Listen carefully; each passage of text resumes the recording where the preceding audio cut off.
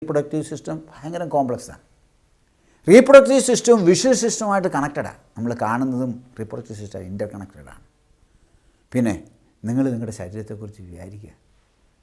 ഈ അത്ഭുതകരമായ മനുഷ്യ ശരീരം, ബ്രെയിനും കിഡ്നിയും എല്ലാം ഉള്ളത്. പിന്നെ അതെല്ലാം ഈ സൈഗോട്ടിനകത്ത് പ്രോഗ്രാം ചെയ്തിരിക്കുക. എൻ്റെ അഭിപ്രായത്തിൽ human zygote is the most complex matter in the whole universe. അല്ലെങ്കിൽ ഈ പ്രപഞ്ചത്തിലുള്ള ഏറ്റവും സങ്കീർണമായ വസ്തു ഈ ഹ്യൂമൻ സൈഗോട്ടാണ്. അതിനകത്ത് എന്താ കിടക്കുന്നത്? ഈ DNA ഭാഷയിൽ ഈ വിവരങ്ങളെല്ലാം പ്രോഗ്രാം ചെയ്ത് കിടക്കുകയാണ്, സോഫ്റ്റ്വെയറായിട്ട് കിടക്കുകയാണ്. പശുവിൻ്റെ സൈഗോട്ടിനകത്തോ പശുക്കുട്ടിയെക്കുറിച്ചുള്ള വിവരങ്ങളാണ് പ്രോഗ്രാം ചെയ്തിരിക്കുന്നത്. പയറിൻ്റെ മണിക്കകത്തോ അല്ലെങ്കിൽ നെൽമണിക്കകത്തോ നെൽച്ചെടിയെക്കുറിച്ചുള്ള വിവരങ്ങളാണ് പ്രോഗ്രാം ചെയ്തിരിക്കുന്നത്. അങ്ങനെയെങ്കിൽ ലോകത്തിലുള്ള എല്ലാ ജീവജാലങ്ങളെക്കുറിച്ചുള്ള കാര്യങ്ങൾ ആ ജീവിയുടെ സൈഗോട്ടിനകത്ത്, സിക്താണ്ഡത്തിനകത്ത് പ്രോഗ്രാം ചെയ്തിരിക്കുക. അതുപോലെ ലോകത്തിലുള്ള എല്ലാ പക്ഷികളെക്കുറിച്ചുള്ള കാര്യങ്ങളും ആ പക്ഷിയുടെ മുട്ടയ്ക്കകത്ത് പ്രോഗ്രാം ചെയ്തിരിക്കുക. ഞങ്ങളുടെ നാട്ടിലൊരു കുരുവിയുണ്ട്. അത് വളരെ മനോഹരമായിട്ട് അതിൻ്റെ കൂടുണ്ടാക്കുന്നത്, നെയ്തെടുക്കുന്ന, വാങ്ങിക്കാനൊക്കെ കിട്ടും. ആളുകൾ അതെടുത്ത് വിൽക്കുന്നുണ്ട്. ആ പക്ഷിയുടെ കൂട് എങ്ങനെ ഉണ്ടാക്കണം എന്നുള്ളത് പക്ഷിയുടെ മുട്ടയ്ക്കകത്ത് പ്രോഗ്രാം ചെയ്തിരിക്കുക. How to construct a particular kind of nest ഈ DNA ഭാഷ പ്രോഗ്രാം ചെയ്തിരിക്കുക. ചിമ്പാൻസി, മറ്റ് കുരങ്ങ, എല്ലാത്തിൻ്റെയും സൈഗോട്ടിനകത്ത് ആ ജീവിയെക്കുറിച്ചുള്ള കിടക്കുകയാണ്. പക്ഷികൾ, ചെടികളുടെ വിത്തിനകത്തെല്ലാം അതിനെക്കുറിച്ച് കിടക്കുകയാണ്. മത്സ്യങ്ങൾ, എല്ലാത്തിനും.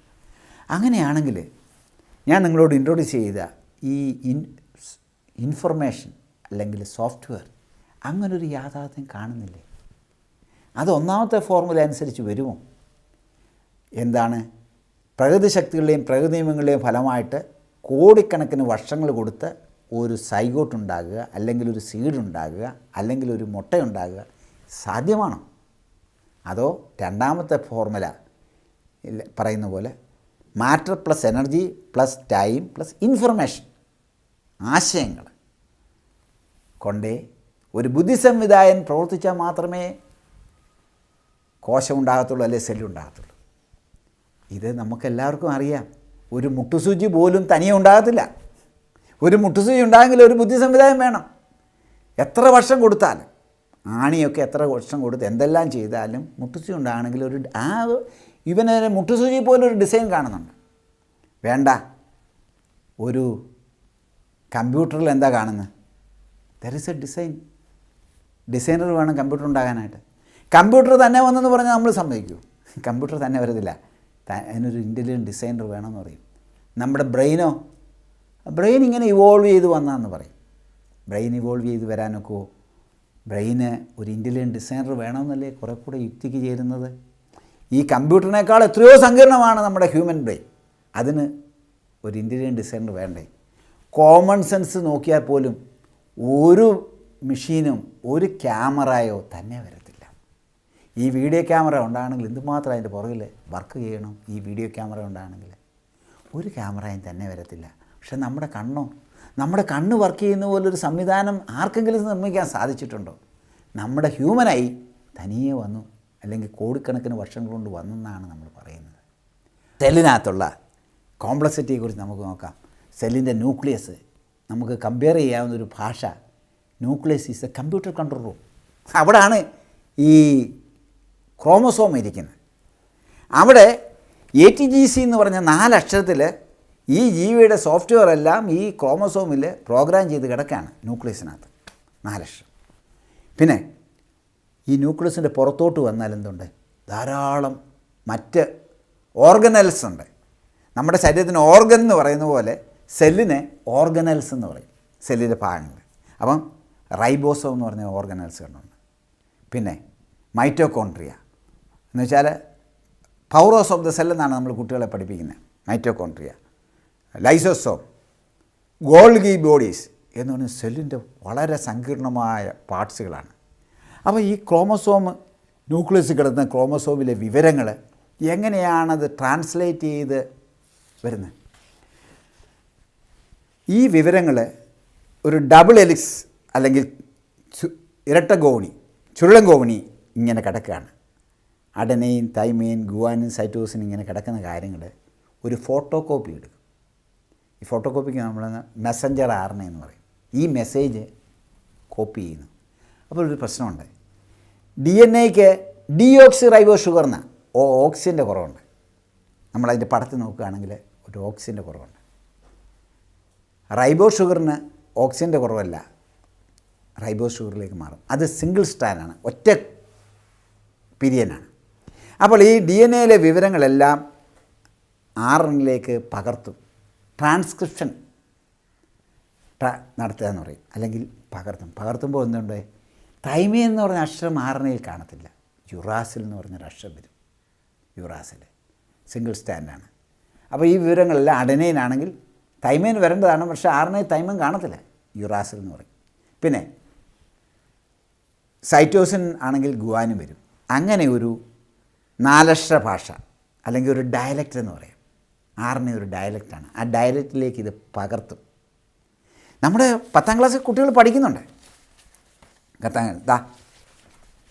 ഇത് ഞാൻ നിങ്ങൾക്ക് ബുദ്ധിമുട്ടുള്ള വിഷയങ്ങളൊന്നുമല്ല. ഇങ്ങനെ ഗോണി പോലെ കിടക്കുകയാണ് DNA. സൈറ്റോസിൻ, ഗുവാനിൻ, തൈമൈൻ, അഡനൈൻ, തൈമൈൻ ഇങ്ങനെ കിടക്കുകയാണ്. ഒരു സെല്ല് 2 ആകുമ്പോൾ നേരെ ഡിവൈഡ് ചെയ്യും. ഡിവൈഡ് ചെയ്ത് കഴിഞ്ഞാൽ അഡനൈൻ വന്നിടത്തൊക്കെ തൈമൈൻ വരും. അങ്ങനെ പുതിയ സെല്ലാകും. ഒരു 20 മുതൽ 80 മിനിറ്റ് വരെ എടുക്കും ഒരു സെല്ല് ഡിവൈഡ് ചെയ്ത് ഡോട്ടർ സെല്ലുണ്ടാകാൻ. അപ്പോൾ ഇൻഫർമേഷൻ എല്ലാം ഈ വിവരങ്ങൾ RNA-യിലേക്ക് പകർത്തിയ സ്റ്റാൻഡാണ് കിടക്കുന്നത്. RNA stand. ഇവിടെ നോക്കുമ്പോൾ തൈമൈൻ എന്ന് പറഞ്ഞ അക്ഷരം ഇല്ല, യുറാസിലുണ്ട്. GCCGUUU ഇങ്ങനെ കിടക്കുകയാണ്. തൈമൈൻ ഇല്ല. റൈബോ ഷുഗറാണ്. DNA-യുടെ ഘടനയാണിത്. അത് കഴിഞ്ഞ് സൈഡിലെല്ലാം ഈ DNA-യെക്കുറിച്ച് തന്നെ കുറേ നേരം എടുക്കേണ്ടതാണ്.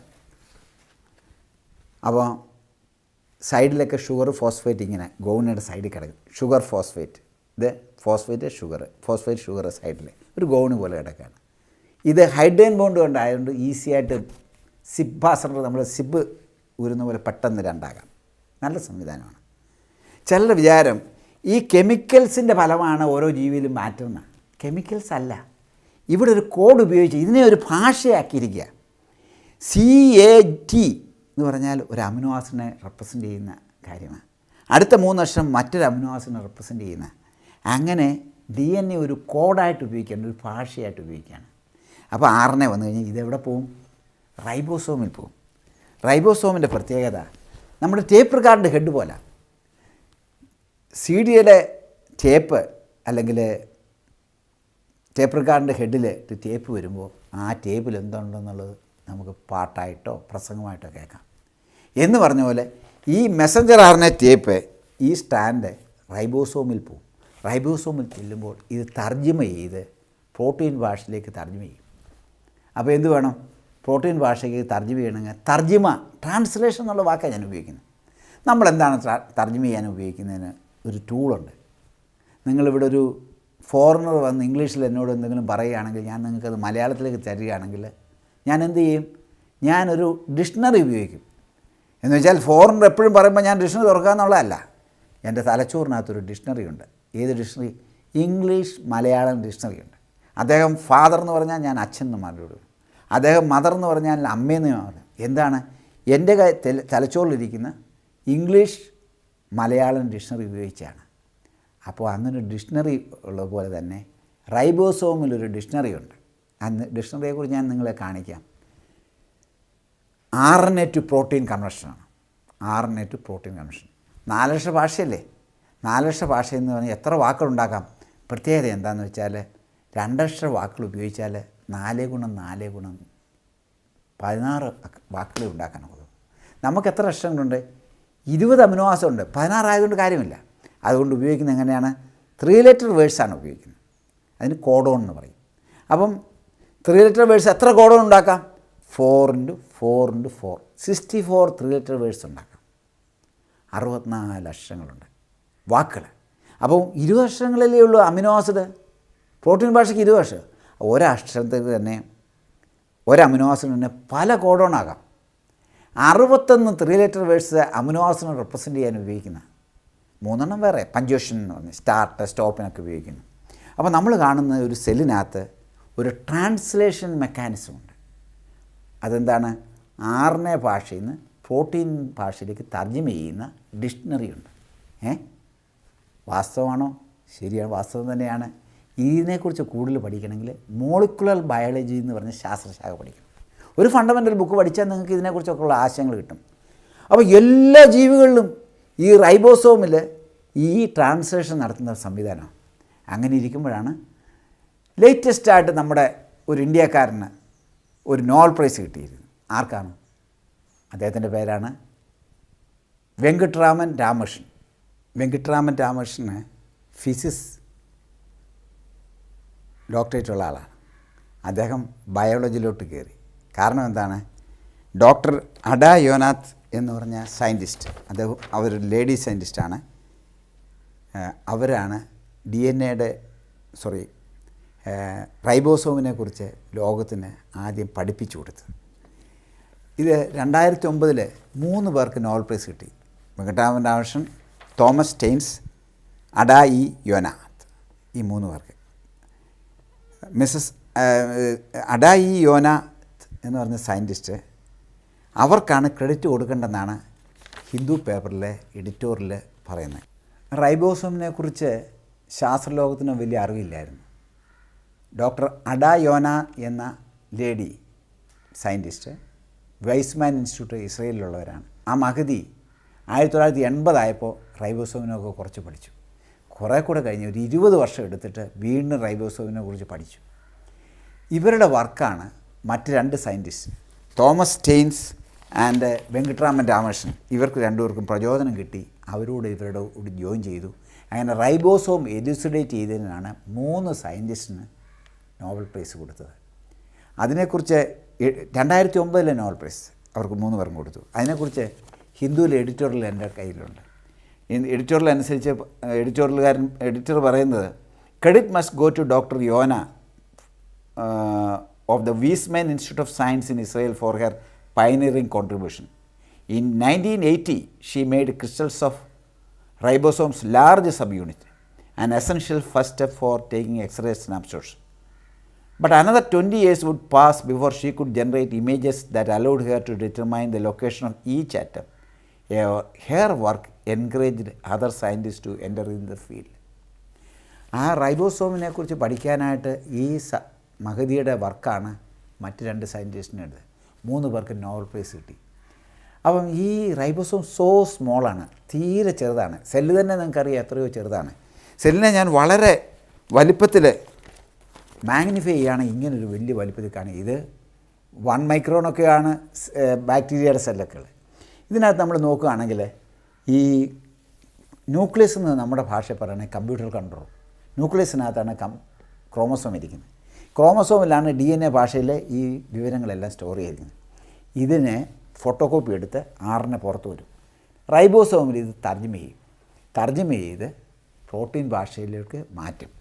അപ്പോൾ ഞാൻ പറഞ്ഞു വന്നത് ഒരു ഡിക്ഷണറി എല്ലാ റൈബോസോമിലുണ്ട്. ഡിക്ഷണറിയെക്കുറിച്ച് നിങ്ങൾക്ക് അറിയാൻ താല്പര്യം കാണുമല്ലോ. ഡിക്ഷണറിയുടെ പടം ഞാൻ വരച്ചിട്ടുണ്ട്. ഈ പടത്തിൽ നോക്കുകയാണെങ്കിൽ RNA പ്രോട്ടീൻ ഡിക്ഷണറി അല്ലെങ്കിൽ ജെനറ്റിക് കോഡ് എന്ന് പറയാം. ഈ 3 അക്ഷര ഭാഷയെന്ന് പറഞ്ഞല്ലോ. ഫസ്റ്റ് RNA ലെറ്റർ ഇതിലേതെങ്കിലും ഒന്നാകാം, സെക്കൻഡ് ലെറ്റർ ഇതിലേതെങ്കിലും ഒന്നാകാം, തേർഡ് ലെറ്റർ ഇതിലാകാം. അപ്പോൾ ഇത് വെച്ച് നമുക്ക് ഈ ഡിക്ഷണറി ഉപയോഗിച്ച് എല്ലാം വായിക്കാം, ജീൻ വായിക്കാം. അപ്പോൾ RNA ലെറ്ററിൽ first uracil, second letter uracil വന്നു, തേർഡ് ലെറ്റർ യുറാസിൽ വന്ന ഫെനിലാലൈൻ എന്ന് പറഞ്ഞ ഒരു അമിനോ ആസിഡാണ് സെല്ലുണ്ടാക്കുന്നത്. First letter cytosine, second letter uracil, third letter uracil. അങ്ങനെ ജീവലോകത്തുള്ള ഡിക്ഷണറിയെക്കുറിച്ച് നിങ്ങൾക്ക് അറിയാൻ താല്പര്യം കാണും. ഞാൻ ഡിക്ഷണറിയുടെ പടം വരച്ചിട്ടുണ്ട്. ഡിക്ഷണറിക്ക് എത്രയാണ്? 3 അക്ഷര വാക്കുകളാണ് ഉപയോഗിക്കുന്നത്. ATGC എന്ന് പറയുന്ന 4 അക്ഷര ഭാഷയാണ് DNA ഉപയോഗിക്കുന്നത്. RNAയിൽ T കാണത്തില്ല, U കാണും. അപ്പോൾ AUGC. ഫസ്റ്റ് ലെറ്റർ ഇതിലേതെങ്കിലും എടുക്കാം, UCAG. അതുപോലെ UCAG, ഇവിടെ UCAG. അപ്പോൾ നമ്മൾ വായിക്കാൻ പോവാണ്. ഒരു വാക്ക് എങ്ങനെ കിട്ടും? യു എന്ന് വരിക മെസ്സഞ്ചർ RNA ടൈപ്പിനകത്ത്. യു എന്ന് വന്നു കഴിഞ്ഞാൽ നമ്മൾ വായിക്കുന്നത് ഫസ്റ്റ് ലെറ്റർ U, സെക്കൻഡ് ലെറ്ററിൽ U വരിക, യു, തേർഡ് ലെറ്റർ യു. നമ്മളിവിടെ വായിക്കുന്നത് ഫെനിലാലൈൻ എന്ന് പറഞ്ഞ അമിനോ ആസിഡാണ്. ഈ ഫെനിലാലൈനും യുവും കണ്ട യാതൊരു സാമ്യമില്ല. ഡിക്ഷണറിയുടെ ഔട്ട്പുട്ടായിട്ട് ഫെനിലാലൈൻ എന്ന് പറഞ്ഞ അമിനോ ആസിഡാണ് സെല്ല് നിർമ്മിക്കുന്നത്. ഇനി യു സി അതും ഫെനിലാലൈനാണ്. അടുത്ത എ ലൂയിസ് എന്ന് പറഞ്ഞൊരു അമിനോ ആസിഡായിരിക്കും നിർമ്മിക്കുന്നത്. അങ്ങനെ നമുക്ക് ഈ ഡിക്ഷണറി വായിക്കാൻ പ്രയാസമില്ല. ഫസ്റ്റ് ലെറ്റർ ഏതെങ്കിലും ഒന്ന്, സെക്കൻഡ് ലെറ്റർ ഇതിൽ, തേർഡ് ലെറ്റർ. ഞാൻ ആ ഡിക്ഷണറി വായിച്ച എല്ലാം കൂടെ കാണിച്ചിട്ടുണ്ട്. ഇപ്പോൾ 20 അമിനോ ആസിഡ് ഓരോന്നിൻ്റെ കോഡോണ് നോക്കണം. ഒരു അമിനോ ആസിഡിന് പല കോഡോണുണ്ട്. That is code is redundant ആണ്. ഡിജനറേറ്റീവ് കോഡാന്ന് പറയും. റിഡൻഡൻസി ഉണ്ട്. അപ്പോൾ ഞാൻ നേരത്തെ പറഞ്ഞ പോലെ 61 ഈ 20 അമിനോ ആസിഡിനെ റെപ്രസെൻ്റ് ചെയ്യുന്ന കോഡോണാണ്. പിന്നെ ചിലത് പഞ്ച്വേഷൻ, സ്റ്റോപ്പ് സിഗ്നൽ, 3 കോഡോണുണ്ട് സ്റ്റോപ്പിന്. ഞാൻ ഈ ഡിക്ഷണറി വായിച്ച് ഓരോ അമിനോ ആസിഡ് ഓരോ 64 വാക്കുകളും ഞാൻ ഇവിടെ കാണിച്ചിരിക്കുകയാണ്. എല്ലാം കൂടെ 64 ഉണ്ട്. ഈ 3 കൂടെ കൂടുമ്പോൾ 64. അപ്പോൾ ഇതാണ് അലനൈൻ, അർജിനൈൻ എന്ന് പറഞ്ഞ ഓരോ അമിനോ ആസിഡുകളാണ്. 20 ആ 20 ഒരു അമിനോ ആസിഡ് നമ്മൾ ശ്രദ്ധിച്ചാൽ അറിയാം പല കോഡോണുണ്ട്. എല്ലാം കൂടെ 61 കോഡൺ, സ്റ്റോപ്പിന് 3 കൂടെ. അപ്പോൾ നമ്മൾ ഇങ്ങനത്തെ ഒരു ഡിക്ഷണറി എല്ലാ ജീവികളിലും എന്നാണ്. അല്ലെങ്കിൽ വേറെ രീതിയിൽ പറഞ്ഞാൽ ഈ 64 കോഡോൺ കൊണ്ട് ലോകത്തിലെ ഏത് ജീവികളും ഉണ്ടാക്കാനുള്ള വാക്കുകൾ നമുക്കായി. വാക്കുകൾ തിരിച്ചു വെക്കുമ്പോൾ എന്താണ്, പല സെൻറ്റൻസ് ഉണ്ടാകാം. സെൻറ്റൻസുകൾ വെക്കുമ്പോൾ പാരഗ്രാഫ് ഉണ്ടാകാം. പാരഗ്രാഫ് വെച്ച് ചാപ്റ്റേഴ്സ് ഉണ്ടാകാം. അങ്ങനെ ലോകത്തിലുള്ള ഏത് ജീവിയെയും ഉണ്ടാക്കാനായിട്ട് ഈ 20 അമിനോ ആസിഡ് കൊണ്ട് ഉണ്ടാക്കാം. അതുപോലെ തന്നെ അത് കോഡ് ചെയ്യാനായിട്ട് ഈ 64 വാക്കുകൾ ഉപയോഗിക്കാം. അങ്ങനെ ഒരു ഡിക്ഷണറി എല്ലാ ജീവികളും. ഡിക്ഷണറി എന്ന് പറഞ്ഞാൽ ആർബിട്രറിയാണ്. അതിൻ്റെ അർത്ഥം കൊടുക്കുന്ന ആരാണ്? ഒരു ബുദ്ധി സംവിധാനം മാത്രമേ ഡിക്ഷണറി ഉണ്ടാക്കാനൊക്കത്തുള്ളൂ. ഒരു തമിഴ് മലയാളം ഡിക്ഷണറി ഉണ്ടാക്കണമെങ്കിൽ തമിഴും അറിയണം, മലയാളം അറിയണം. ഒരു ഡിക്ഷണറിയും തനിയെ വരത്തില്ല. ഫിസിക്സിൻ്റെ നിയമം അനുസരിച്ചോ കെമിസ്ട്രിയുടെ നിയമം അനുസരിച്ചോ ആർബിട്രറി ഡിക്ഷണറി ഉണ്ടാകത്തില്ല. ഡിക്ഷണറി ഉണ്ടെങ്കിൽ ഒരു ബുദ്ധി സംവിധാനം വേണം. നമ്മൾ കാണുന്ന ഈ ഡിക്ഷണറിയാണ് ലോകത്തുള്ള എല്ലാ ജീവികളിലും ഇങ്ങനൊരു ഡിക്ഷണറി ഉണ്ട്. റൈബോസോമില ഡിക്ഷണറിയുടെ സംവിധാനമുണ്ട്. അതനുസരിച്ചൊരു സംവിധാനത്തിൽ അത് വായിച്ചിട്ട് അതിനകത്ത് വേണ്ട മെക്കാനിസംസ് ഉണ്ട്, അല്ലെങ്കിൽ മെഷീനറി ഉണ്ട്. എന്തുണ്ടാക്കാനാ? അതനുസരിച്ച് ഓരോ അമിനോ ആസിഡുകൾ ഉണ്ടാക്കി പ്രോട്ടീൻ ഉണ്ടാക്കാനുണ്ട്. ഓരോ പ്രോട്ടീൻ ഉണ്ടാക്കാനുള്ള വിവരവും അതിനകത്തുണ്ട്. സോ നമ്മൾ കണ്ടത് ഓരോ സെല്ലിനകത്തും, ഓരോ ജീവിയുടെ സെല്ലിനകത്തും DNA ഭാഷ, RNA ഭാഷ, പ്രോട്ടീൻ ഭാഷ. ഞാൻ കാർബോഹൈഡ്രേറ്റും ഫാറ്റും അധികം എടുക്കുന്നില്ല. ഇങ്ങനത്തെ ഭാഷകൾ, പിന്നെ ഇതിനുള്ള ഡിക്ഷണറി, ഇതൊക്കെ ഫോർമുല 1 അനുസരിച്ച് ഉണ്ടാകുമോ അതോ ഫോർമുല 2 ആണോ യോജിക്കുന്നത്? പ്രകൃതി ശക്തികളുടെയും പ്രകൃതിയുടെയും ഫലമായിട്ട് ഡിക്ഷണറി ഭാഷ ഉണ്ടാകത്തില്ലെന്ന് നമ്മൾ കണ്ടു. അതുപോലെ തന്നെ ആർബിട്രറി ഡിക്ഷണറി ഉണ്ടാകത്തില്ല. അതിന് രണ്ടാമത്തെ ഒരു ബുദ്ധി സംവിധാനം പ്രവർത്തിച്ചാലേ ഡിക്ഷണറി ഉണ്ടാകത്തുള്ളൂ. അങ്ങനെയാണെങ്കിൽ എല്ലാ ലോകത്തിലെ എല്ലാ ജീവികളിലും ഇതേ ഡിക്ഷണറിയാണ് കാണുന്നത്. അപ്പോൾ എല്ലാത്തിൻ്റെയും കാരണക്കാരൻ, അല്ലെങ്കിൽ ഈ ഡിക്ഷണറിയുടെ കാരണക്കാരൻ ഒരേ ആൾ തന്നെ ആയിരിക്കണം, ഒരേ വ്യക്തിത്വമായിരിക്കണം. അടുത്ത ഇഷ്യൂ നമുക്ക് കണ്ടു. DNA ഇതിനകത്തുള്ള ലാംഗ്വേജ് റിഡൻഡൻ്റാണ്. ഓരോ മോഴ്സ് കോഡിൽ റിഡൻഡൻസി ഇല്ല. 3.3-3 എന്ന് പറഞ്ഞാൽ SOS എന്നുള്ള മെസ്സേജാണ്. സേവ് അവർ സോൾസ് എന്ന് ഒരു ഷിപ്പിലെ ക്യാപ്റ്റൻ ഒരു മെസ്സേജ് നമുക്ക് വന്നാൽ മോഴ്സ് കോഡ് ഇപ്പം ഈ അടുത്തിടയിൽ അത് മോഴ്സ് കോഡ് ഉപയോഗിക്കുന്നില്ല. പണ്ടെല്ലാം നമ്മൾ ടെലഗ്രാം അടിക്കുന്ന മോഴ്സ് കോഡാണ്. 2 അക്ഷരമേ ഉള്ളൂ, ഡാഷും ഡോട്ടും. 3 ഡോട്ട് ഇട്ടാൽ യെസ്, 3 ഡാഷ് ഇട്ടാൽ ഓ, 3 ഡോട്ട് ഇട്ടാൽ വീണ്ടും യെസ്. അപ്പോൾ SOS എന്ന് അഴിക്കുന്നതിന് 3.3-3. ഒരു ഷിപ്പിലെ ക്യാപ്റ്റൻ അങ്ങനെ ഒരു മെസ്സേജ് കിട്ടുകയാണെങ്കിൽ 1 ഷിപ്പ് ഈസ് അണ്ടർ പെരിൽ, ഒരു കപ്പൽ അപകടത്തിലാണ്, അവരുടെ SOS മെസ്സേജാന്ന് പറയും. എനിക്ക് മോഴ്സ് കോഡ് പഠിക്കാത്ത ഒരാൾ നോക്കുകയാണെങ്കിൽ 3.3 അതിൻ്റെ അർത്ഥം എന്താ ഒന്നും അറിയത്തില്ല. ഡീകോഡ് ചെയ്യാൻ അറിയാവുന്ന നോക്കിയാൽ മോഴ്സ് കോഡിൽ അർത്ഥമുണ്ടല്ലോ എന്ന് പറഞ്ഞ പോലെ ഈ ജനറ്റിക് കോഡിലാണ് എല്ലാ ജീവിയെക്കുറിച്ചുള്ള വിവരങ്ങൾ എഴുതുന്നത്. അത് ഡീകോഡ് ചെയ്യുകയാണെങ്കിൽ നമുക്കത് മനസ്സിലാക്കാം. അപ്പം നമ്മൾ കണ്ടത് there is an information storage retrieval system in every cell which is digital. Analog information അല്ല, ഡിജിറ്റൽ ഇൻഫർമേഷനാണ്, 4 ലെറ്റർ ലാംഗ്വേജാണ്. പിന്നെ ദിസ് ഈസ് റിഡൻഡൻസി ഉണ്ട്. ഓരോ അമിനോ ആസിഡിന് പല കോഡോണുണ്ട്. അതിന് കുറച്ച് പ്രയോജനങ്ങളുണ്ട് കേട്ടോ, അത് അറിയാം. പിന്നെ എറർ കറക്റ്റിങ്ങാണ്. ഒരു സെല്ലിലെ വിവരങ്ങൾ ഒരു ഡോക്ടർ സെല്ലിലേക്ക് പോകണമെങ്കിൽ ഒരു 20 മുതൽ 80 മിനിറ്റ് വരെ എടുക്കും. അപ്പോൾ എന്തെങ്കിലും സ്പെല്ലിംഗ് മിസ്റ്റേക്ക് ഉണ്ടായെന്ന് വെച്ചു എന്ന് പറയുന്നത് വേറൊരു ടെക്നിക്കൽ നെയിം മ്യൂട്ടേഷൻ ഉണ്ടായിക്കഴിഞ്ഞാൽ സ്പെല്ലിംഗ് ചെക്ക് ഇതിനകത്തുണ്ട്. നമ്മൾ കമ്പ്യൂട്ടർ സ്പെല്ലിംഗ് ചെക്ക് പോലെ അവർ നോക്കും എവിടെയാണ് ഒറിജിനലും ഡോക്ടർ സെല്ലും തമ്മിൽ എന്തെങ്കിലും അഡനൈന് പകരം സൈറ്റോസിൻ എന്ന് പറഞ്ഞൊരു അക്ഷം വന്നു, എന്തുണ്ടാകും? അമിനോ ആസിഡ് ഉണ്ടാകുന്ന അമിനോ ആസിഡ് തെറ്റിപ്പോയി കഴിഞ്ഞാൽ പ്രോട്ടീനിന് തകരാറുള്ള പ്രോട്ടീൻ ഉണ്ടായിക്കഴിഞ്ഞാൽ അതിൻ്റെ പ്രശ്നങ്ങളാണ്. അപ്പോൾ അത് കറക്റ്റ് ചെയ്യാനുള്ളൊരു സംവിധാനം, എറർ കറക്ഷൻ മെക്കാനിസം ഉണ്ട്, അല്ലെങ്കിൽ പ്രൂഫ് റീഡിങ് മെക്കാനിസം ഉണ്ട്. അവർ വന്ന് കറക്റ്റ് അഡനൈന് പകരം സൈറ്റോസിൻ തന്നെ വെക്കും, അപ്പം തെറ്റ് വരത്തില്ല. അപ്പം പിന്നുള്ളത് എന്താണ്? ഇതിന് ഓവർലാപ്പിംഗ് ആണ്. അത് നമ്മൾ സാധാരണ ഒരു സെൻറ്റൻസിൽ ഒരു വിവരമേ നമുക്ക് വായിച്ചാൽ മനസ്സിലാകത്തുള്ളൂ, അല്ലേ? വായിക്കുമ്പോൾ ഒരു വരും. സപ്പോസ് റിവേഴ്സ് വായിക്കുകയാണെങ്കിലോ, നമുക്കൊരു വേറൊരു വിവരം കിട്ടുകയാണെങ്കിൽ അതൊരു ഭംഗിയല്ലേ, ഭയങ്കരമല്ലേ? എന്തുമാത്രം വിവരങ്ങളാണ് ഒരു ജീനകത്ത് വെക്കാന്ന്. ഒരു ജീൻ വായിച്ചാൽ സാധാരണ ഒരു പ്രോട്ടീനാണ്. അപ്പം നമ്മൾ വിചാരിച്ചിരുന്നു മനുഷ്യ ശരീരത്തിൽ ഏതാണ്ട്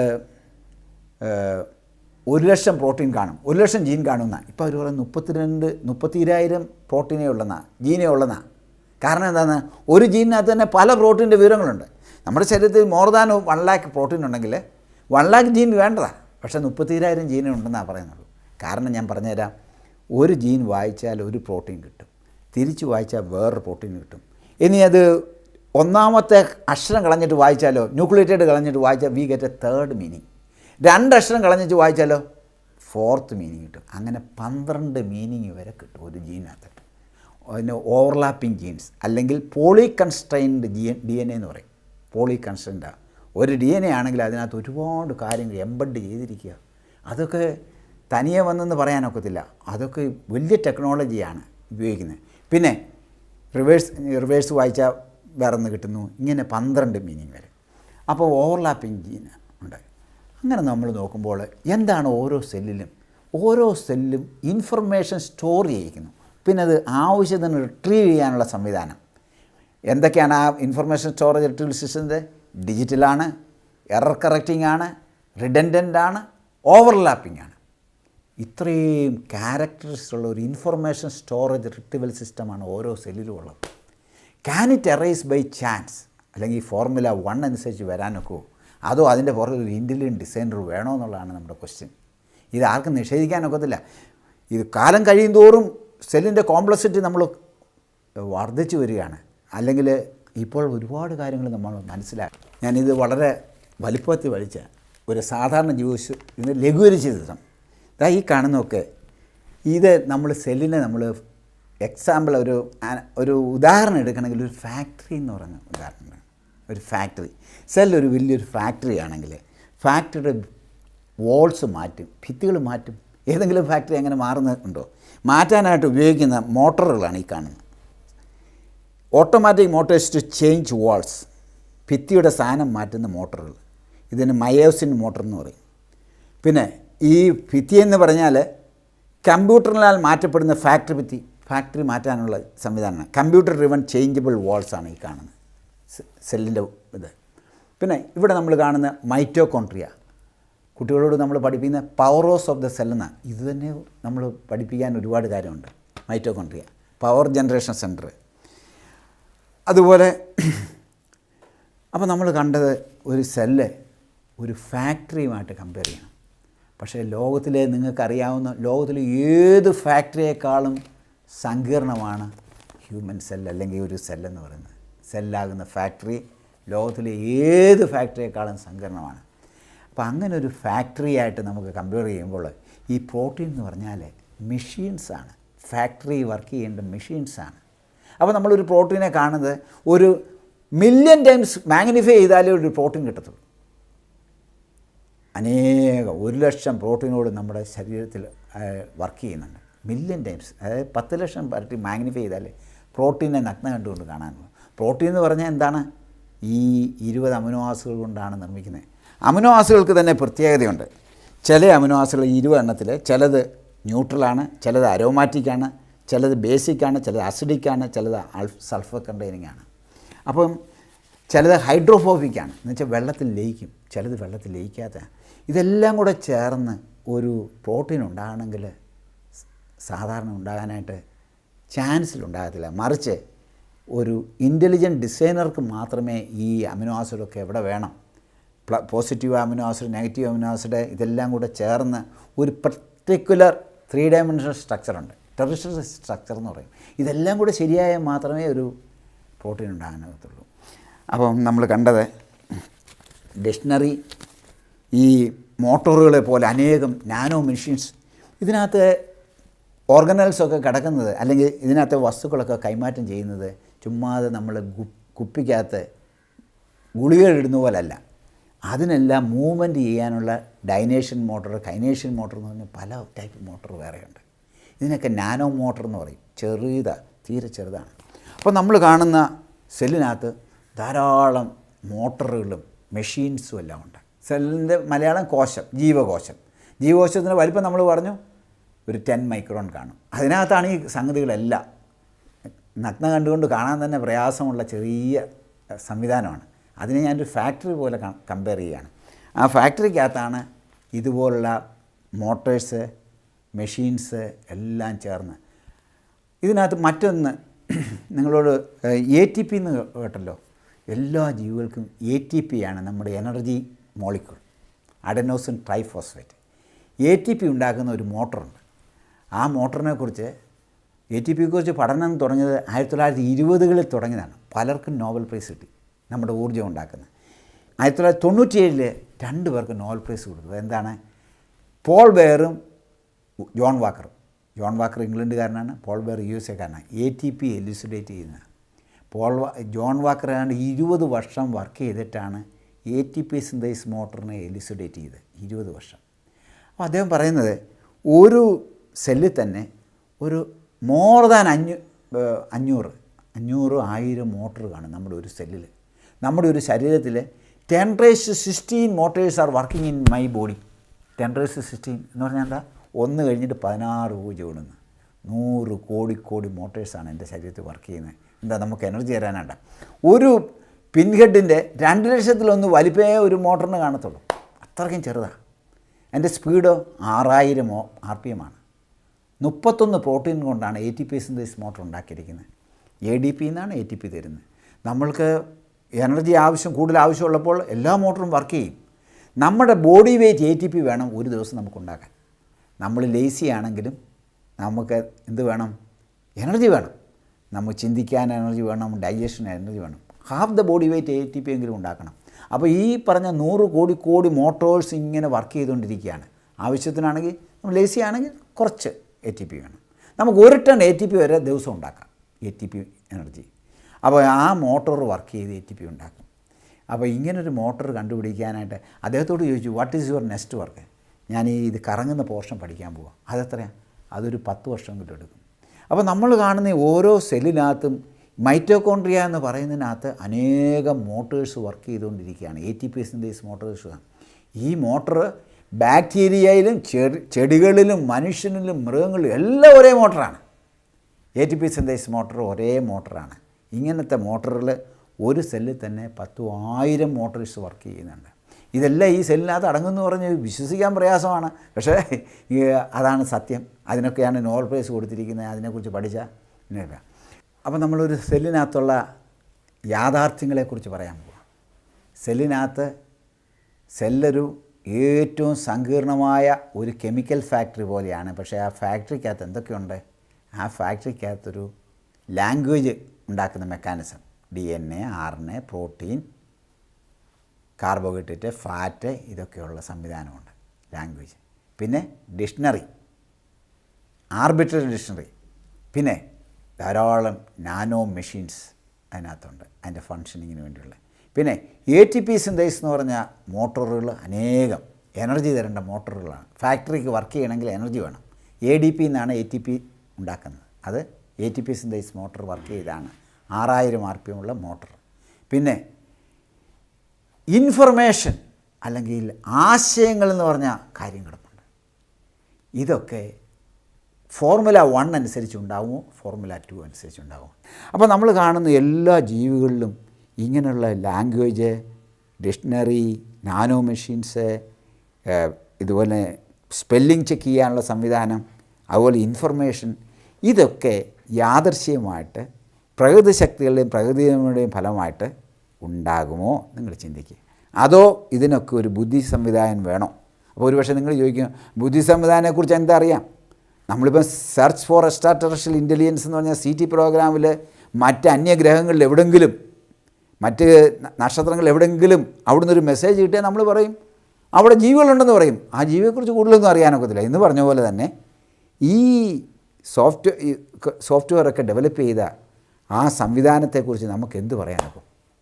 3 കോടി ജീവികളെയും സോഫ്റ്റ്വെയർ ഉണ്ടാക്കിയ അദ്ദേഹത്തിന് ഞാൻ തീർച്ചയായും പറയാം, അദ്ദേഹത്തിന് ഒരു സർവ്വജ്ഞാനിയായിരിക്കണം. എൻ്റെ സോഫ്റ്റ്വെയർ ഉണ്ടാക്കിയ ആൾക്ക് എൻ്റെ ഹാർട്ട് എങ്ങനെയാണ്, കിഡ്നി എങ്ങനെയാണ് ഫങ്ഷൻ ചെയ്യുന്നത്, എൻ്റെ കണ്ണെങ്ങനെയാണെന്നൊക്കെ അറിയാം. അതേ ഓരോ അവയവങ്ങളെക്കുറിച്ച് പഠിക്കാൻ ഡോക്ടർമാർ MBBS കഴിഞ്ഞ് MD കഴിഞ്ഞിട്ട് DM കാർഡിയോളജി ഹാർട്ടിനെ കുറിച്ച് പഠിക്കുന്ന ആൾ, DM നെഫ്രോളജി കിഡ്നിയെക്കുറിച്ച് പഠിക്കുന്ന ആൾ. അപ്പോൾ ഓരോ അവയവങ്ങളെക്കുറിച്ച് പോയി ഡോക്ടർമാർ ഇത്രയും വർഷം എടുക്കുന്നെങ്കിൽ ഇതെല്ലാം നിർമ്മിച്ച് ഈ ഒരു ഫുൾ സ്റ്റോപ്പിനകത്ത് ഇതെല്ലാം കണ്ടൻസ് ചെയ്ത് പ്രോഗ്രാമാക്കി വെച്ചിരിക്കുന്ന അദ്ദേഹത്തിൻ്റെ നോളജ്, അദ്ദേഹത്തെ ഞാൻ പറയും അദ്ദേഹം ഒരു സർവ്വജ്ഞാനിയാണ്. അദ്ദേഹം ഇംഗ്ലീഷിലാണെങ്കിൽ ഒംനീഷ്യൻ്റ് ആണെന്ന് പറയും. പിന്നെ കടലിലുള്ള ജീവികളുണ്ട്, ഈ വാട്ടർ പ്രഷറിൽ അടിയിൽ ജീവിക്കുന്ന ജീവികളുണ്ട്. ചിലതിനൊന്നും നമ്മൾ കണ്ടിട്ടില്ല. ചത്ത് പൊങ്ങി വരുമ്പോഴാണ് ഇങ്ങനൊരു ജീവി ഉണ്ടെന്ന് കാണുന്നത്. ചില ജീവികളെ ശാസ്ത്രജ്ഞന്മാരൊന്നും ജീവിച്ച് കാണാനായിട്ട് ആഗ്രഹമുണ്ട്, പക്ഷെ അവിടെ ചെന്ന് പറ്റാൻ വലിയ പാടാണ്, വാട്ടർ പ്രഷർ ചെല്ലാനാണ്. പക്ഷെ അത് ആ ജീവികൾ ഈ ഭാഷയിലാണ് നിർമ്മിച്ചിരിക്കുന്നത്. അപ്പോൾ നമ്മളെ പ്രോഗ്രാം ചെയ്ത ആൾ തന്നെയാണ് ആ ജീവികളെ ഉണ്ടായത്. അപ്പോൾ അദ്ദേഹത്തിന് ആ ഏരിയക്കറിയാം ഈ വാട്ടർ പ്രഷറിൽ എങ്ങനെയാണ് ജീവിക്കേണ്ടത്, അതിൻ്റെ ഡിസൈനിലാണ് അദ്ദേഹം ചെയ്തിരിക്കുന്നത്. സഹാറ മരുഭൂമിയിലെ ഒട്ടകത്തിനോ അവിടെയുള്ള ചെടികൾക്കോ വെള്ളം കുറവുള്ള സ്ഥലമോ അവിടെ ജീവിക്കാനുള്ള സംവിധാനത്തിലാണ് ആ സോഫ്റ്റ്വെയർ ഉണ്ടാക്കിയിരിക്കുന്നത്. ഹിമാലയത്തെ തണുപ്പിലോ അവിടെ ജീവിക്കാനുള്ള സംവിധാനം. അപ്പം നമ്മൾ പറയുന്നത് ഈ പല ലോകത്തിൻ്റെ ഓരോ എക്കോളജിയിൽ നിച്ചിലും ഏതൊരം ജീവിക്കണം അതനുസരിച്ച് അതിനെ ഡിസൈൻ ചെയ്തെങ്കിൽ അദ്ദേഹത്തിന് എല്ലാ സ്ഥലങ്ങളും അറിയാം, എല്ലാ ജീവികളെക്കുറിച്ച് അറിയാം. ഞാൻ അദ്ദേഹത്തെക്കുറിച്ച് പറയുന്നത് അദ്ദേഹം ഒരു സർവ്വ സാന്നിധ്യമുള്ള ആളാണ്. ഇംഗ്ലീഷിലാണെങ്കിൽ ഒംനി പ്രസൻ്റ് എന്ന് പറയും. അങ്ങനെ ആയിരിക്കണം. അദ്ദേഹത്തിന് എല്ലാ സ്ഥലങ്ങളും അറിയാം. പിന്നെ അദ്ദേഹത്തിൻ്റെ ബുദ്ധിശക്തി എത്രയാണ്? ഞാൻ പറയുന്നത് ഇൻഫിനിറ്റ് ബുദ്ധിശക്തിയാണ്. കാരണം ഇത്രയും വർഷമായിട്ട് നമ്മൾ ഈ ഭാഷയുടെ അക്ഷരങ്ങളും കുറേ വാക്കുകളെ മനസ്സിലായിട്ടുള്ളൂ. ഇനി ഒരുപാട് പഠിക്കാനുണ്ട്. ബ്രില്യൻ്റായിട്ടുള്ള നിങ്ങൾ എന്നെ കേൾക്കുന്ന യുവതീവാക്കന്മാരുണ്ടെങ്കിൽ അവർക്ക് ഇനിയും വല്ല കോൺട്രിബ്യൂഷൻ സയൻസിന് കൊടുക്കാനുണ്ടെങ്കിൽ, ചില നോബൽ പ്രൈസൊക്കെ കിട്ടണമെങ്കിൽ യു ടേക്ക് മോളിക്കുലർ ബയോളജി. ഇനി ഒരുപാട് കാര്യങ്ങൾ പഠിക്കാൻ കിടപ്പുണ്ട്. കാരണം ഈ നോൺ കോഡിങ് അല്ലെ പ്രോട്ടീൻ അല്ലാത്ത ജീൻ ഇതിനകത്ത് കിടപ്പുണ്ട്, അല്ലാത്ത സംവിധാനം കിടപ്പുണ്ട്. അതൊക്കെ ജങ്ക് DNA എന്ന് പറഞ്ഞാൽ ഒരു കൂട്ടർ പറയുന്നത് ജങ്ക് DNA ആവശ്യമില്ലാത്ത കാര്യോറാന്ന്. അതിനൊക്കെ ആവശ്യകതയുണ്ട്, അതിനൊക്കെ ഇനിയും കണ്ടുപിടിക്കാൻ കിടപ്പുണ്ട്. അപ്പം പ്രോട്ടീൻ ഉണ്ടാക്കുന്ന ജീനിന് നമുക്കറിയാം DNA നിന്ന് RNAയിലേക്ക് പോകുന്നു, RNA നിന്ന് പ്രോട്ടീനിലേക്ക് ആ ഡിക്ഷണറി അനുസരിച്ച് വരുന്നു. അല്ലാത്ത ചില ഇൻഫർമേഷൻ DNA ഭാഷയിൽ കിടപ്പുണ്ട്. 98% ജങ്കാന്ന് പറയുന്നവരുണ്ട്, ജങ്കല്ല, അതിനൊക്കെ ഉണ്ട്. അതിലൊക്കെ ഞാൻ നിങ്ങളുടെ ശ്രദ്ധ ചെലുക്കുകയാണ്. മോളിക്കുലർ ബയോളജിയിൽ അതെടുത്താൽ ഒരുപക്ഷെ നിങ്ങൾക്കൊക്കെ നോബൽ പ്രൈസ് കിട്ടാം, അതിലൊക്കെ ഒരു കോൺട്രിബ്യൂഷൻ നടത്തുകയാണെങ്കിൽ. അപ്പോൾ നമ്മൾ കാണുന്ന ഇതെല്ലാം അദ്ദേഹത്തിൻ്റെ ബുദ്ധിശക്തി ഇൻഫിനിറ്റാണെന്ന് പറയും. ഞാൻ അദ്ദേഹത്തിൻ്റെ മറ്റൊരു അദ്ദേഹം എന്തോ ഒരു അദൃശ്യ ശക്തിയാണെന്ന് പറയുന്നത് കേൾക്കാറുണ്ട്. എന്തോ ഒരു അദൃശ്യ ശക്തി ഇതിൻ്റെ പുറകിലുണ്ട്. അങ്ങനെ ശക്തിക്ക് വല്ലതും ഈ ലാംഗ്വേജ് ഉണ്ടാക്കാനൊക്കെ, ശക്തിക്ക് ഡിക്ഷണറി ഉണ്ടാക്കാനൊക്കെ. ഞാനൊരു വ്യക്തിയായിട്ടാണ് എന്നെ പ്രോഗ്രാം ചെയ്തിരിക്കുന്നതെങ്കിൽ എന്നെ പ്രോഗ്രാം ചെയ്ത് അദ്ദേഹം ഒരു സൂപ്പർ വ്യക്തിയായിരിക്കണം. അതായത് ഈ must be qualitatively and quantitatively greater than me. എന്നെക്കാളും ഗുണപരമായിട്ടും വലുപ്പത്തിലും വലുതായിരിക്കണം എന്നെ പ്രോഗ്രാം ചെയ്ത ആൾ. If I am a person, എനിക്ക് ചിരിക്കാനും കരയാനും ഇമോഷനുണ്ട്, ഇൻ്റലിജൻസ് ഉണ്ട്, മൊറാലിറ്റിയെക്കുറിച്ചുള്ള കൺസെപ്റ്റുണ്ട്, നോളജുണ്ട്. അങ്ങനെയുള്ളൊരു വ്യക്തിത്വമാണെങ്കിൽ എന്നെ സൃഷ്ടിച്ച ആൾ ഒരു സൂപ്പർ വ്യക്തിയായിരിക്കണം, സൂപ്പർ പേഴ്സണാലിറ്റി ആയിരിക്കണം. അപ്പോൾ നമ്മുടെ മോളിക്കുലർ സയൻസ് വരുന്നത് ഇങ്ങനെ ഒംനീഷ്യൻ്റായിട്ട്, ഒംനിപൊട്ടൻ്റായിട്ട്, ഒംനിപ്രസൻ്റായിട്ടുള്ള ഒരു സൂപ്പർ പേഴ്സണാലിറ്റി ആയിരിക്കണം. അദ്ദേഹത്തെ നമ്മൾ വളരെ റെസ്പെക്റ്റോടുകൂടി നമ്മളെ ഇതെല്ലാം കൂടെ കമ്പൈൻ ചെയ്ത് വിളിക്കാവുന്ന ദൈവം എന്നുള്ള വാക്കാണ്. ഒരു ദൈവം ഉണ്ടായിരിക്കണം. അല്ലാതെ എങ്ങനെ ഈ ജീവജാലങ്ങൾ ഉണ്ടാകുന്നത്? അല്ലാതെ എങ്ങനെയാണ് ഇതൊക്കെ ഉണ്ടാകുന്നത്? ഈ 64 അക്ഷരം കൊണ്ട് ലോകത്തിലെ ഏത് ജീവികളും ഉണ്ടാക്കാൻ സാധിക്കും. ആമയുടെ മുട്ടയ്ക്കകത്ത് ആമയുടെ തോട് എങ്ങനെ ഇരിക്കണം അതെല്ലാം കിടപ്പുണ്ട്. എന്ത് വസ്തു കൊണ്ടാണ് അത് ഉണ്ടാക്കേണ്ടത് അതെല്ലാം ആമയുടെ മുട്ടയുടെ അകത്ത് പ്രോഗ്രാം ചെയ്തിരിക്കുകയാണ്, ആ അമ്മയുടെ ശരീരമാണ്. അപ്പോൾ അങ്ങനെ എല്ലാ ജീവികളും നിങ്ങൾ ഇമാജിൻ ചെയ്യൂ, ഈ ജീവികളെയൊക്കെ പ്രോഗ്രാം ചെയ്ത ആൾ. ഞാൻ നേരത്തെ പറഞ്ഞ പോലെ ബിൽഗേറ്റ് പറയുന്നു, DNA is like a computer program, but far more advanced than any software ever created. നമ്മളുണ്ടാക്കിയ സോഫ്റ്റ്വെയർ ഏതിനേക്കാളും സങ്കീർണമായ ഒരു സോഫ്റ്റ്വെയർ, അഡ്വാൻസ് ലെവലാണ് ആ സോഫ്റ്റ്വെയർ ഉണ്ടാക്കിയത്. ഒരു സോഫ്റ്റ്വെയറും തനിയെ വരാനൊക്കത്തില്ല. ആ ഇൻ്റലിജൻറ്റ് ബീയിങ്ങിനെ നമ്മൾ ദൈവം എന്നുള്ള വാക്കിൽ ഉപയോഗിക്കുന്നു. അങ്ങനൊരു ദൈവമുണ്ട്, ഏതാണ് ശാസ്ത്രം കാണിക്കുന്നത്. അപ്പോൾ നമ്മൾ 1859 മുമ്പുള്ള സിറ്റുവേഷനിലേക്ക് പോവുകയാണ്. 1859 മുമ്പ് എങ്ങനെയാണ്? ഒരു ഡിസൈൻ കണ്ടാൽ ഡിസൈനർ വേണം, ഒരു വാച്ച് കണ്ടാൽ വാച്ച് മേക്കർ വേണം. പക്ഷേ അൺഫോർച്ചുനേറ്റ്ലി ഞാൻ നേരത്തെ റെഫർ ചെയ്ത ഒരു സയൻറ്റിസ്റ്റിനെ, ഒരു പ്രൊഫസറെ റെഫർ ചെയ്തു, റിച്ചാർഡ് ഡോക്കൻ. അദ്ദേഹം ഒരു ബുക്ക് എഴുതിയിരിക്കുകയാണ്, ബ്ലൈൻഡ് വാച്ച് മേക്കർ. അദ്ദേഹം പറയുന്നത് ഈ വാച്ച് മേക്കർ ഡാർവിൻ കണ്ടുപിടിച്ച നാച്ചുറൽ സെലക്ഷൻ എന്ന് പറഞ്ഞ ആശയമാണെന്ന്. ബ്ലൈൻഡാണ്, അന്ധനായ ഘടികാര നിർമ്മാണം എന്ന് പറഞ്ഞത്. അദ്ദേഹം അന്ധനാണോ? അദ്ദേഹം അന്ധനല്ല. അദ്ദേഹം ഒംനിഷ്യൻ്റാണ്, ഒംനിപ്രസൻ്റാണ്, ഒംനിപൊട്ടൻ്റാണ്. അദ്ദേഹം ഒരു സൂപ്പർ പേഴ്സണാലിറ്റിയാണ്. അങ്ങനൊരു സൂപ്പർ പേഴ്സണാലിറ്റിയാണ് ഈ ജീവലോകത്തിൻ്റെ പുറകിലുള്ളതെന്ന്. സോ ഞാൻ പറയുന്നത് ബയോളജിയിലൊരു ഒരു റെവല്യൂഷൻ ഉണ്ടാകേണ്ടിയിരിക്കുന്നു, ഒരു വിപ്ലവം ഉണ്ടാകേണ്ടിയിരിക്കുന്നു. ഓരോ കാലഘട്ടത്തിലും ഓരോ വിപ്ലവങ്ങൾ ഉണ്ടായിട്ടുണ്ട് സയൻസ് വളർച്ചയിൽ. Science is a process in which old and less accurate ideas should be constantly replace with new and more accurate ideas. Science വളരണമെങ്കിൽ എങ്ങനെയാണ്? തെറ്റായിട്ടുള്ളതും പഴയതുമായ ആശയങ്ങളെ തള്ളിക്കളഞ്ഞ് പുതിയതും ശരിയായിട്ടുള്ള ആശയങ്ങളെ സ്വീകരിക്കുമ്പോഴാണ് സയൻസ് വളരുന്നത്. അൺഫോർച്യുനേറ്റ്ലി കഴിഞ്ഞ 153 വർഷമായിട്ട് ഈ തെറ്റായിട്ടുള്ള ആശയമാണ് ബയോളജിയിലുണ്ട്. ബയോളജി മാത്രമല്ല, അത് എല്ലാ ഫീൽഡിലേക്കും കയറിയിരിക്കുകയാണ്. ഒരിക്കലും നടക്കാത്ത ഒരു കാര്യം. ഒരു മുട്ടുസൂചി പോലും തനിയെ ഉണ്ടാകാനൊക്കത്തില്ല. ഏത് മെഷീൻ ഉണ്ടാകണമെങ്കിലും ഒരു ഇൻ്റലിജൻറ്റ് ഡിസൈനർ വേണം. എല്ലാ മെഷീനും സയൻറ്റിഫിക് ലോസിലാണ് ഉണ്ടാക്കിയിരിക്കുന്നത്. ക്യാമറയാണെങ്കിൽ ഒപ്റ്റിക്സിൻ്റെ പ്രിൻസിപ്പിൾ അനുസരിച്ചാണ് ഉണ്ടാക്കിയിരിക്കുന്നത്. മോട്ടറാണെങ്കിൽ ഇലക്ട്രിസിറ്റിയുടെ ഫാരഡേസ് ലോസ് അനുസരിച്ചാണ്, ഇലക്ട്രിസിറ്റിയുടെ ലോസ് അനുസരിച്ചാണ്. But no law can produce a motor, no law can produce a camera. An intelligent mind, intelligent designer who knows the laws, he can only make a camera, he can only make a motor. അങ്ങനെയാണെങ്കിൽ ജീവനില്ലാത്ത മോട്ടോറുകളൊക്കെ ഉണ്ടാകണമെങ്കിൽ, അങ്ങനെ ഒരു ബുദ്ധിസാമം വേണമെങ്കിൽ, ജീവനുള്ള ഈ സംവിധാനം, ഈ ലൈഫ് തനിയെ വന്നെന്ന് പറഞ്ഞ് ശുദ്ധ അബദ്ധമല്ലേ? അങ്ങനെ വരാനൊക്കെ കോടി വർഷങ്ങൾ കൊടുത്താൽ, വർഷം കൊടുത്തുകൊണ്ട് പ്രയോജനമുണ്ടോ? വർഷം കൊടുത്തുകൊണ്ട് ഒരു പ്രയോജനമില്ല. എത്ര വർഷം കൊടുത്താലും ഒരു ജീവിയിൽ നിന്ന് മറ്റൊരു ജീവി ഉണ്ടാകാനോ ജീവൻ തന്നെ ഉണ്ടാകാനോ സാധിക്കത്തില്ല. അപ്പോൾ നമ്മൾ കണ്ടത് ഒരു വലിയവനായ ഒരു ഇൻ്റലിജൻറ്റ് ഡിസൈനറുടെ ആവശ്യകതയുണ്ട്. അദ്ദേഹത്തെ നമ്മൾ ദൈവം എന്ന് വിളിക്കുന്നു. ശാസ്ത്രത്തിന് ഇതിൽ കൂടുതൽ അറിയാനൊക്കത്തില്ല. ശാസ്ത്രത്തിനോ ഫിലോസഫിക്കോ ദൈവത്തെക്കുറിച്ച് കൂടുതൽ അറിയാനൊക്കത്തില്ല. ദൈവം ഉണ്ടായിരിക്കണം. അദ്ദേഹം സർവശക്തനാണ്, സർവജ്ഞാനിയാണ്, സർവസാന്നിധ്യമുള്ളതെന്നല്ലാതെ അതിൽ കൂടുതൽ പറയാനോ അതിൽ കൂടുതൽ ചെയ്യാനോ അറിയില്ല. അങ്ങനൊരു ദൈവം ഉണ്ടെങ്കിൽ, ആ ദൈവമാണ് നമ്മുടെ ക്രിയേറ്ററെങ്കിൽ, അദ്ദേഹത്തെ അറിയാനുള്ള കൂടുതൽ ഒരാശ നിങ്ങൾക്കുണ്ടാകണം. അത് ഇവിടെ കൊണ്ട് തീരത്തില്ല. നിങ്ങളിലെല്ലാം ഒരു വലിയ സൂപ്പർ കമ്പ്യൂട്ടർ നിങ്ങളുടെ തലയിലുണ്ട്. ആ കമ്പ്യൂട്ടർ ഉപയോഗിക്കണം, ചിന്തിക്കണം, ഉത്തരം കണ്ടെത്തണം. അപ്പോൾ ഉത്തരമില്ലാത്ത ചോദ്യങ്ങളെന്ന് പറഞ്ഞ് നമ്മൾ വായിച്ചില്ല, ഉത്തരം ഉണ്ട്. സ്റ്റീഫൻ ഹോക്കിങ്ങിന് അദ്ദേഹത്തിന് ഡാർവിൻ്റെ സിദ്ധാന്തമാണ് ചെറുപ്പം മുതലേ പഠിച്ചു വെച്ചിരിക്കുന്നത്. ഇപ്പോഴും അത് തന്നെയാണ്. അതുകൊണ്ടാണ് അദ്ദേഹം ഇങ്ങനെ why we and the universe exist, what is the purpose of life എന്ന് അദ്ദേഹത്തിന് അറിയാൻ മേലാത്ത. എപ്പോഴും നിങ്ങൾ ചെറുപ്പക്കാരാണ് എന്നെ കേൾക്കുന്നതെന്ന് ഞാൻ വിചാരിക്കുന്നു. ചെറുപ്പക്കാരാകുമ്പോൾ സത്യം മനസ്സിലാക്കി തിരുത്താനുള്ള സംവിധാനമുണ്ട്. പ്രായം ചെന്നവർക്ക്, അവർ ബയോളജിയിൽ ഇത് പഠിച്ചവർക്ക് തിരുത്താൻ പ്രയാസമാണ്. ചെറുപ്പം മുതലേ അത് പഠിച്ചിരിക്കുന്നു.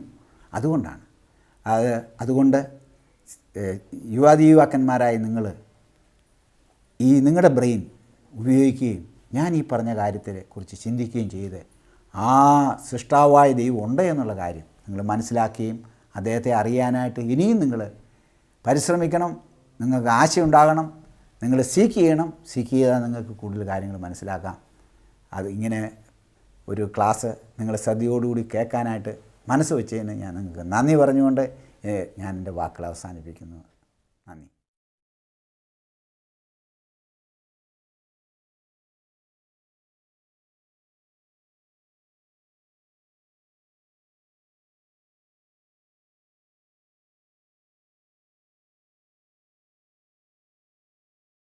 സർ, ലോകത്തെ വളരെയധികം സ്വാധീനിച്ച ഒരു പുസ്തകമാണല്ലോ ചാൾസ് ഡാർവിൻ്റെ ഒറിജിൻ ഓഫ് സ്പീഷീസ് എന്ന് പറഞ്ഞ പുസ്തകം. അത് വളരെ ആളുകളെ സ്വാധീനിച്ചു. ഡാർവിൻ അങ്ങനെ ഒരു പുസ്തകം എഴുതാനായിട്ട് എന്തായിരിക്കും അദ്ദേഹത്തെ പ്രചോദിപ്പിച്ച ഘടകം? അദ്ദേഹം ഫിറ്റ്സ് റോയ് എന്ന് പറഞ്ഞ HMS ബീഗിൾ എന്ന് പറഞ്ഞ ഷിപ്പിൻ്റെ ക്യാപ്റ്റനോട് അദ്ദേഹം ഒരു 5 വർഷത്തെ പര്യടനം നടത്തി. ആ ക്യാപ്റ്റൻ്റെ അസിസ്റ്റൻ്റായിട്ട് ഒരു നാച്ചുറലിസ്റ്റായിട്ടാണ് ജോലി കിട്ടിയത് അദ്ദേഹത്തിന്. ഈ പര്യവേഷണത്തിൽ അദ്ദേഹം ഗാലപ്പലോഗ് ഐലൻഡ്, പീട്ടോറിക്ക ഈ പല സ്ഥലങ്ങൾ അദ്ദേഹം വിസിറ്റ് ചെയ്തപ്പോൾ അദ്ദേഹത്തിന് കണ്ട കാഴ്ച വലിയ ആമകളെ കണ്ടു. പക്ഷികളിലെ ചുണ്ടിന് വ്യത്യാസമുള്ള പക്ഷികൾ കണ്ടു.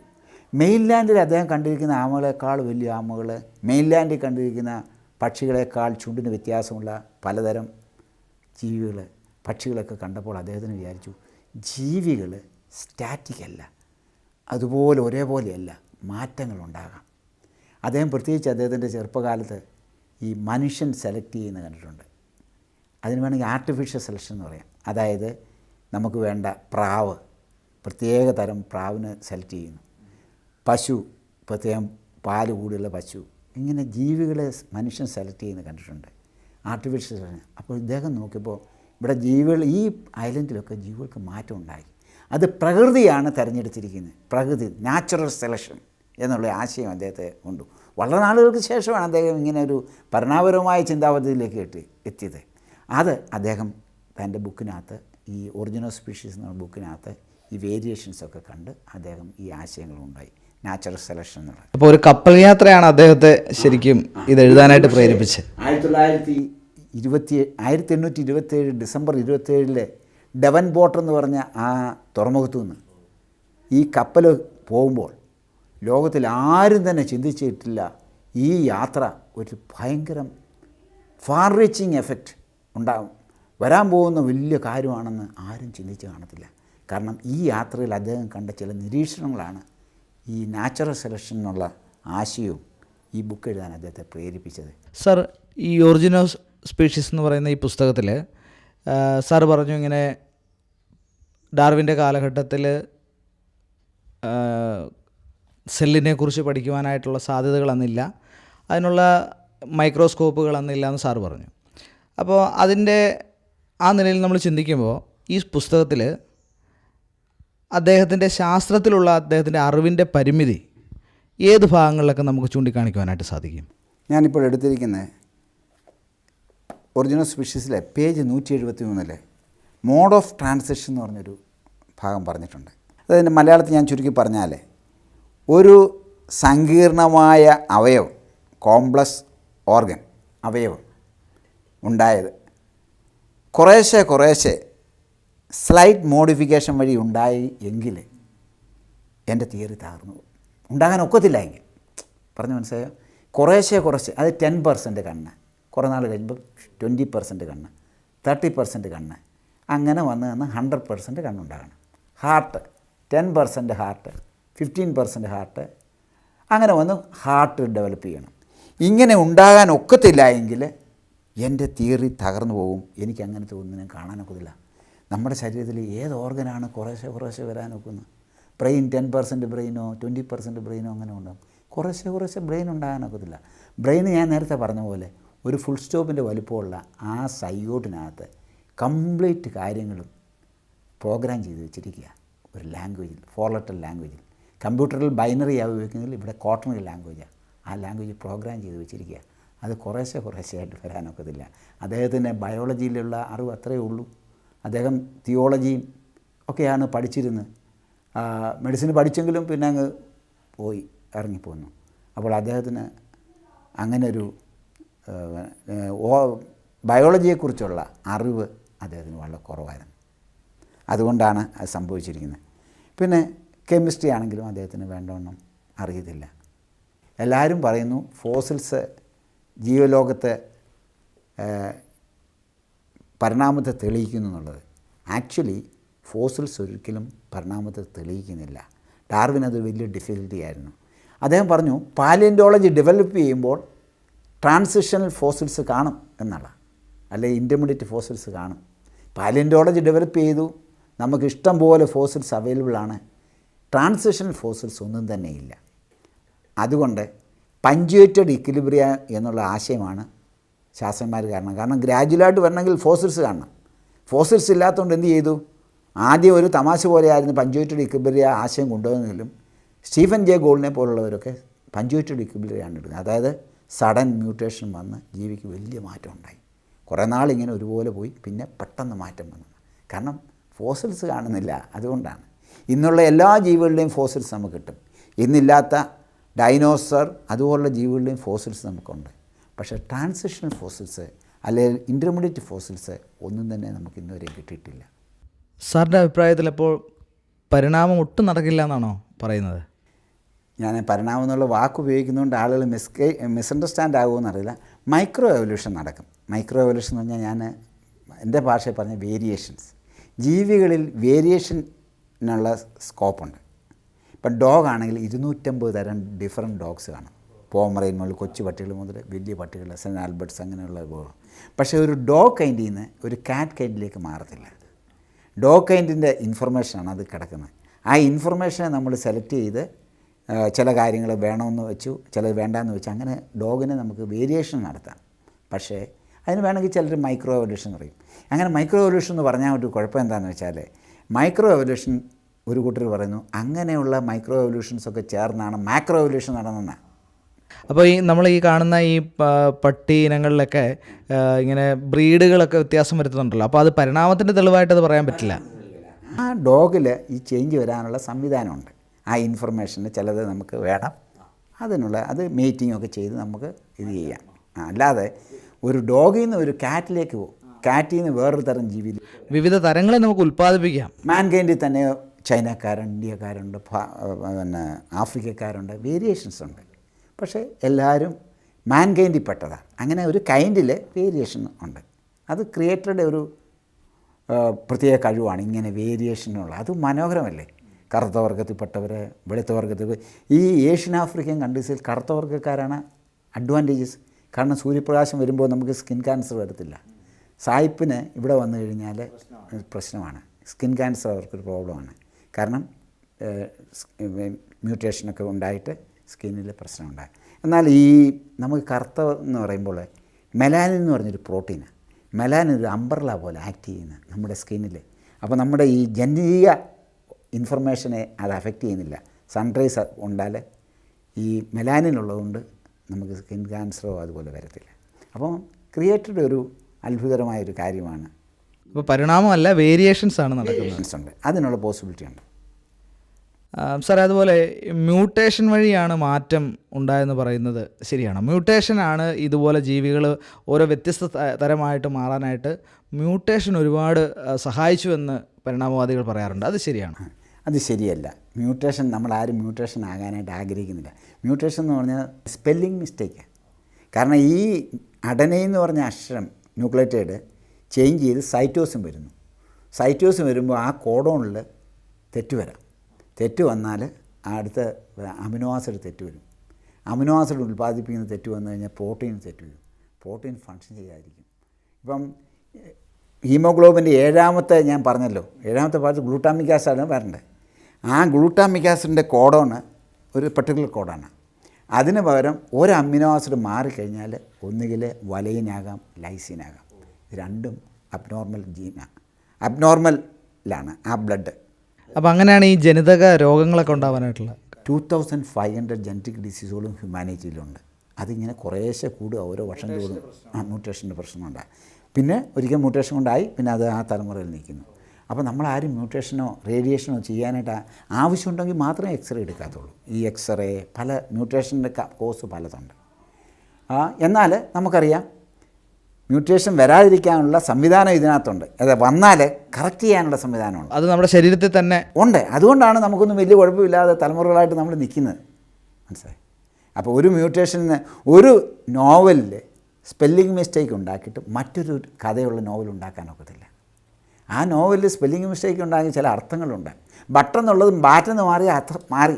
ബട്ടെന്ന് മാറ്റി മ്യൂട്ടേഷൻ വന്ന് ബാറ്റാകാം. അതിൻ്റെ ആശയം മാറി. ആശയം മാറിക്കഴിഞ്ഞാൽ ഇതുണ്ടാകും. അപ്പോൾ ഒരു സ്പെസിഫിക് ലാംഗ്വേജിൽ ഒരു MIT ഒരു പ്രൊഫസറുണ്ട്, അദ്ദേഹം മുറേ ഈഡൻ എന്ന് പറയും. അദ്ദേഹം ഒരു സെമിനാറിൽ, ക്രിയേഷൻ സെമിനാർ, എവല്യൂഷനെ കുറിച്ചുള്ള കോൺട്രവേഴ്സ് സെമിനാറിൽ അദ്ദേഹം പറഞ്ഞപ്പോൾ, നോ ലാംഗ്വേജിൽ allow random changes, any change should be syntactically lawful.